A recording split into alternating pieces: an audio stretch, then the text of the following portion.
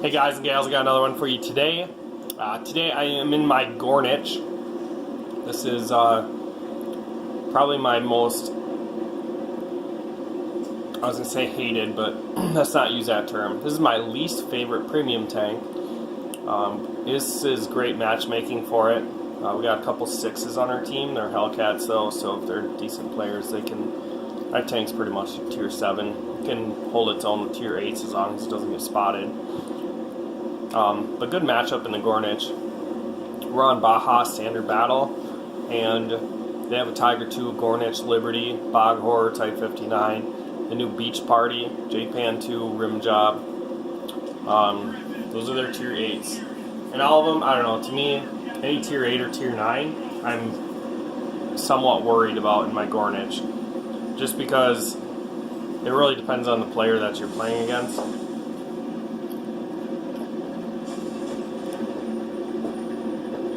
This thing's forgiving. It has a lot of armor. It also has a lot of hit points for its tier. The cupola on top and then this big droid on the front are the weak spots. The cheeks also can be penned, but if you're wiggling, you can make that pretty difficult to hit. I mean, the droid, if they don't hit it center mass, if they have bad penetration, they're not going to pen it either. So wiggling in this thing does make the armor more effective. A parked Gorynych is probably a dead Gorynych.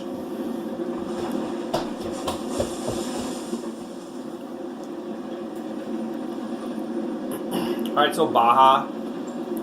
Difference between Baja and the original variant is that the middle is so much more open.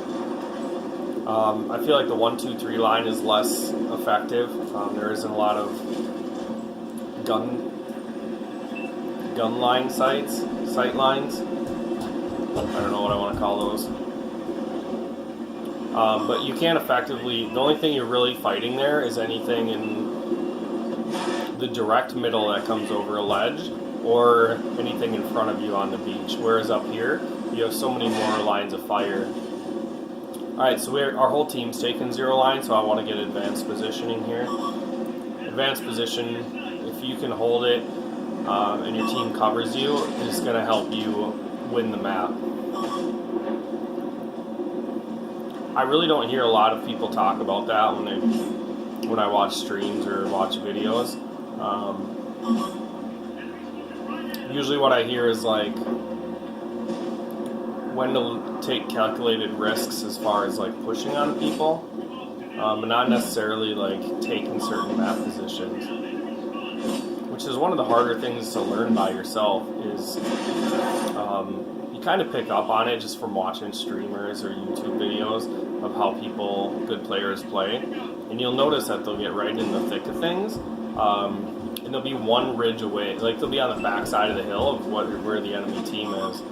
And what that does is if they have people covering them, then they can just poke at the enemy. And if the enemy comes and pokes at them, then their teammates effectively just are helping them out. So that VK thought that I was isolated there, and he was going to have a crossfire on me.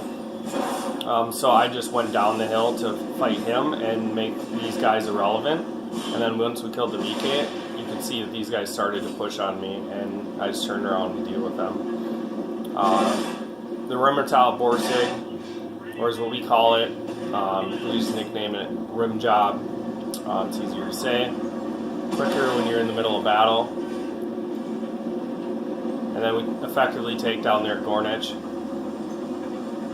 This thing has kind of a sad rate of fire, and the penetration isn't great, so I wasn't going to worry too much about their Gorynych, especially when I knew that everyone else was going to be shooting at him. So I'll take out their big gun with big penetration, and then I'll focus the other guy. The Type 59 and the Gorynych both don't have very good DPM, so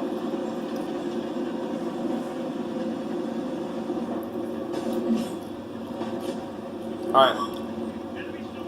So in the higher tier, like tier 9, tier 10, usually once you win the 0 line, you want to push out the K line and then fold the map back on top of their heads.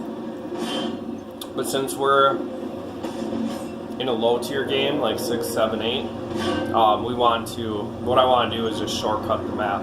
If there is anyone sitting on the base right now, they're not doing anything, so I just effectively count them as new players or inexperienced players.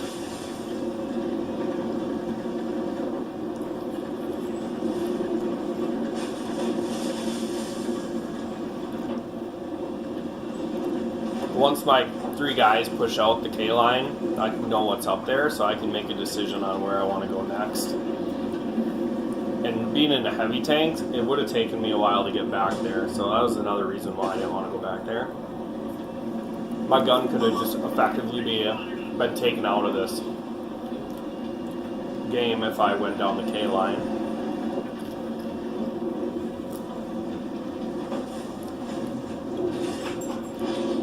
So I realized they're going to kill the guys in the south, so I'm going to go help the north. And not all 4 of them have been spotted, but I'm assuming if 3 of them are up here, then the other one is too.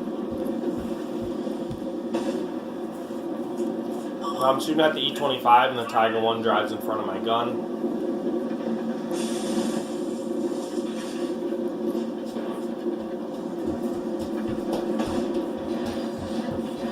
And to me, their bog horse should be pushing up to help their E25. I mean, I know he's sitting back there, and he's probably like trying to give fire support, but he's really making his E25 take too many unnecessary shells.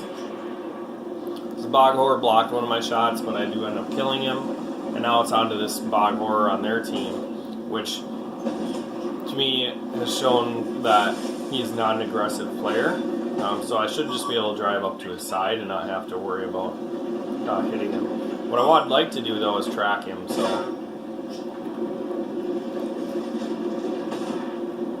I missed a tracking shot there.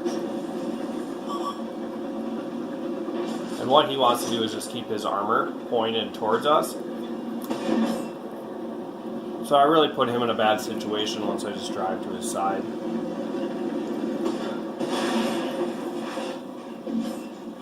The other bog horror on my team kept shooting the front of his tank, so I'm not sure if he really knows how to pen a bog horror. Already takes down the beach party, which is unfortunate because I haven't got to fight against one of those yet. Yeah, that's Gorynych in all its glory. To me, just a horrendous tank. Armor is decent, but can be taken advantage of. The gun is horrendous. If you want to make money in this thing, you can do it with spamming APCR, but it just cuts into your silver earnings so much that I'd rather just play a different premium tank. Let's see. Jump into endgame. Did 3,300 damage, 1,200 assisted, 4 kills, blocked 3,000 damage. Did throw down an ace tanker. Took top dog. Our rim job or our Borsig did 3,600 damage compared to theirs that did 1,000. So ours was sniping. Theirs was trying to be aggressive. Their bog horror was the best statistical player on their team with 2,300 damage, but he wasn't too impressive at the end. So that's all I got for you guys. Make sure you like, share, subscribe, and I'll catch you in the next video.